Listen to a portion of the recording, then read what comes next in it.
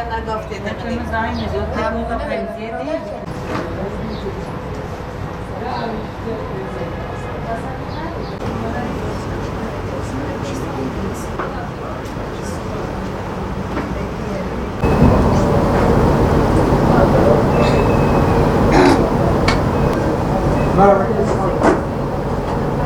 Bana oradan ben de aldım çok.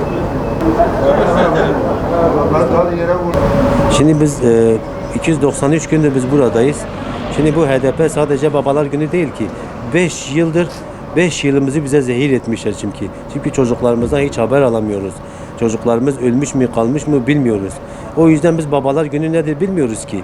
Şimdi bu HDP 2015 çözüm sürecinde benim oğlumu Diyarbakır Sur'dan getiriyorlar HDP'ye. HDP'den de benim oğlumu dağa gönderiyorlar. Çünkü dağdaki gelip bizim çocuklarımızı götürmez. Bu dağdakilerin temsilcileri var. Bu temsilcileri de bu HDP'dir. İşte bu HDP budur yani. HDP maalesef siyasetini bu çocukların üzerine yapıyorlar. Çocuklarımızın üzerine siyaset artık yapmasınlar. Artık 14-15 yaşındaki çocukları dağa göndermesinler. Yani bu HDP yöneticileri, bu HDP milletvekilleri, yani sizde hiç mi vicdan yoktur?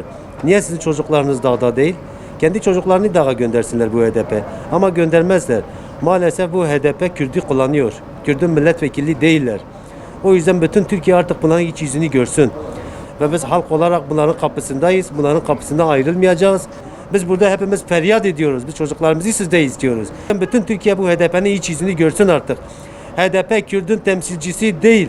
HDP Kürt'ü kullanıyor. HDP milletvekilleri sadece Kandil'in milletvekilidir. Hiçbir zaman Kürt'ün milletvekili olmamışlar. Kesinlikle hiçbir yere gitmiyoruz. Ama benim oğlum da beni duyuyorsa oğlum gel güvenlik işlerine teslim ol. Bu HDP yöneticilerimizden bize hayır gelmez. Bunlar sizi orada kullanıyorlar.